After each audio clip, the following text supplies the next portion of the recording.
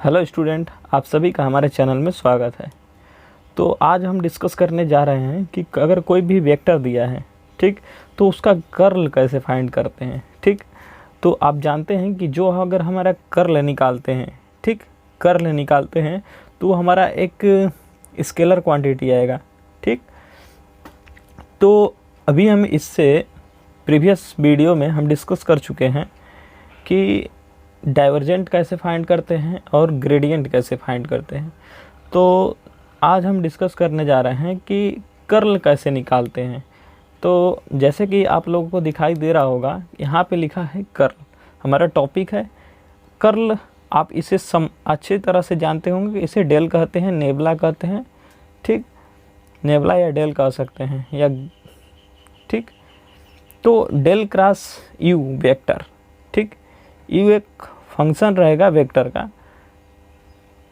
ठीक, जैसे देखिए, अगर हमें डेल क्रॉस, इसी को कर्ल कहते हैं। ठीक, डेल क्रॉस यू को ही हम क्या कहते हैं, कर्ल, अगर या कर्ल यू, ऐसे इसका नाम से जानते हैं। ठीक, तो डेल क्रॉस यू यानी कर्ल निकालना है हमें। ठीक, तो इसका फार्मूला क्या है, इसे मैट्रिक्स के थ्रू निकालते हैं। जैसे आई कैप, जे कैप, के कैप और डेल अपन डेल एक्स, डेल अपन डेल वाई और डेल अपन डेल जेड हो जाता है। ठीक, अब जैसे आई कैप है तो आई कैप का जो कोफिशिएंट होगा वो एक्स वाई जेड का फंक्शन होगा। इसी तरह से जो जे कैप का कोफिशिएंट होगा वो हमारा एक्स वाई जेड का फंक्शन होगा और के कैप का जो कोफिशिएंट होगा वो एक्स वाई जेड का फंक्शन होगा। तो उन सारे कोफिशिएंट को हम इसी के जस्ट नीचे लिखेंगे। ठीक, और उससे हम यहाँ पर आप देख रहे हैं कि डेल अपन डेल एक्स है, डेल अपन डेल वाई है और डेल अपन डेल जेड है। तो कुछ करना नहीं है, सिंपल है, एक दो क्वेश्चन करेंगे तो आप लोगों को समझ में आ जाएगा। तो जैसे रिमार्क, देखिए, रिमार्क कह सकते हैं या नोट कह सकते हैं, आपको जो अंडरस्टैंडिंग हो आप उसे लिख सकते हैं। तो इसमें कह रहा है कि if curl you, curl you का मतलब है डेल क्रॉस यू। ठीक, इफ़ कर्ल यू अगर जीरो होता है या डेल क्रॉस यू अगर जीरो है, उसी को हम कर्ल यू वेक्टर को ही हम डेल क्रॉस यू वेक्टर कहते हैं। ठीक, अगर ये जीरो होता है तो तब जो हमारा यू वेक्टर है वो एक कंजर्वेटिव, उसे कंजर्वेटिव कह सकते हैं, या यू वेक्टर जो होगा वो कंजर्वेटिव है या इरोटेशनल है, या कंजर्वेटिव को ही हम पाथ इज इंडिपेंडेंट कह सकते हैं। ठीक, मतलब वो पाथ पर डिपेंडेंट नहीं होगा। ठीक, तो फॉर एग्जांपल एक एग्जांपल हम लेकर चलते हैं, क्योंकि एग्जांपल से ही सारी चीज़ें क्लियर होती हैं। अगर हम इस तरह से बता देंगे तो आपको क्लियर नहीं होगा। तो चलिए देखते हैं एग्जांपल लेकर। तो हम एक सिंपल एग्जांपल ले रहे हैं, उसके बाद थोड़ा सा टफ एग्जांपल लेंगे, फिर उससे टफ लेंगे। ठीक, तो दो तीन एग्जांपल लेकर और आपको डिस्कस करा देंगे ताकि जो भी डाउट हो क्लियर हो जाए। ठीक, तो चलिए यहाँ पे देख लीजिए, एक एग्जांपल हम ले रहे हैं सिंपल। ये हमारा दिया है x square i cap plus x y plus z, और ये हमारा जे कैप दिया है प्लस वाई जेड और के कैप।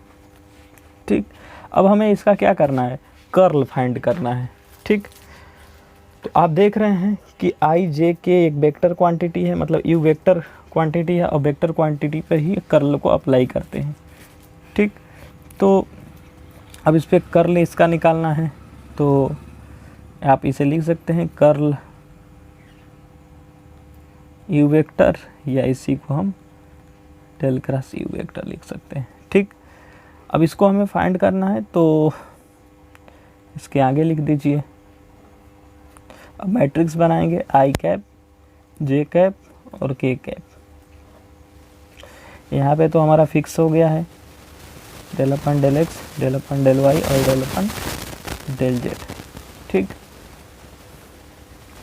अब देखिए यहाँ पे आई कैप है, आई कैप का कोफिशिएंट क्या है, एक्स स्क्वायर, फिर जे कैप का कोफिशिएंट ये है एक्स वाई प्लस जेड, और फिर के कैप का कोफिशिएंट जो है वाई जेड। तो अब मैट्रिक्स बन गया सिंपल, तो आप सॉल्व कर देंगे क्योंकि आप 12th में इससे मैट्रिक्स को सॉल्व किए हैं। तो चलिए कैसे सॉल्व होगा ये, उसको देख लीजिए। तो हमें क्या फाइंड करना है, डेल क्रॉस यू वेक्टर। ठीक, अब डेल क्रॉस यू वेक्टर निकालना है, मतलब अब देखिए, अब यहाँ पर हम, चलिए इसको ब्रैकेट्स में ही लिख दे रहे हैं, आई कैप। अब इसका करना है, तो देखिए यहाँ पे हो जाएगा डेल अपन डेल वाई, फिर वाई जेड। ठीक, वाई जेड हो गया, फिर माइनस डेल अपन डेल जेड, फिर ब्रैकेट्स में एक्स वाई प्लस जेड।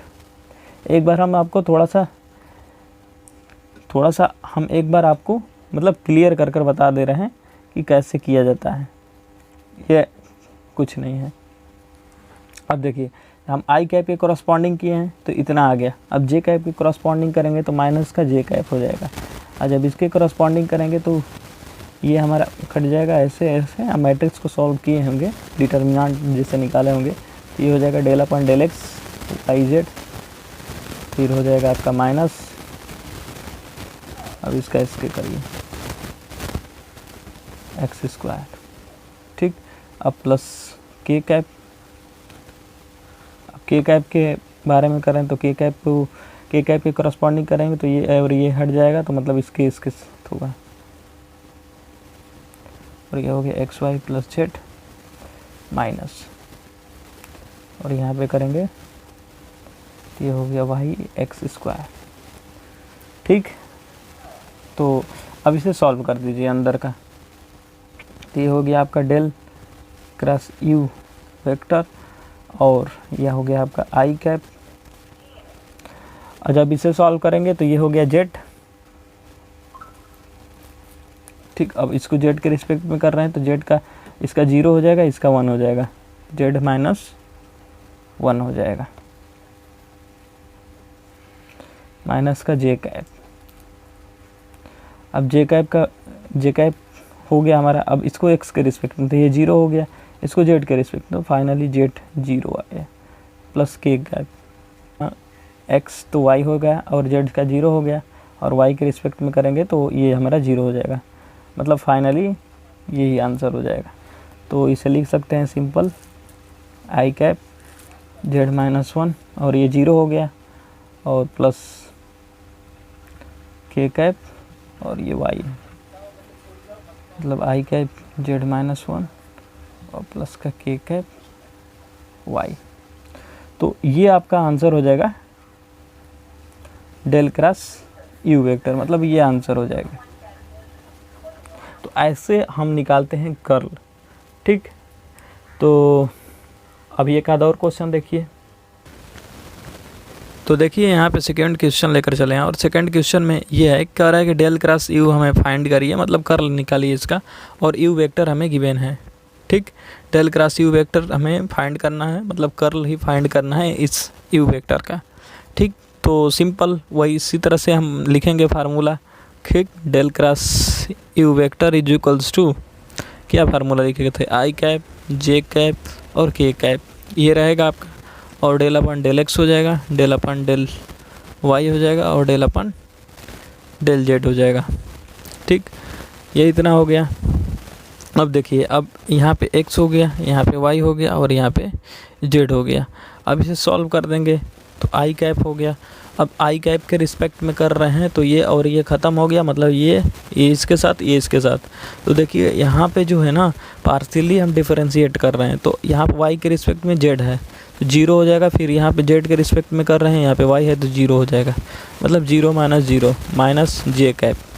अब जे कैप के रिस्पेक्ट में कर रहे हैं तो इसके रिस्पेक्ट में करेंगे तो ये आ जाएगा डेल अपन डेल एक्स, और यहाँ पे जेड है तो मतलब फिर 0 हो रहा है, फिर इसके साथ करेंगे तो ये भी फिर 0 हो रहा है, मतलब फिर माइनस नहीं प्लस होता है, क्योंकि अल्टरनेटिंग प्लस माइनस चलता है। तो यहाँ पे के कैप के रिस्पेक्ट में करते हैं अगर, तो यहाँ पे डेल बाई डेल एक्स है, और यहाँ पे वाई है, फिर यहाँ पे माइनस डेल अपन डेल वाई, और यहाँ पे माइनस एक्स है, मतलब 0 आने वाला है फिर।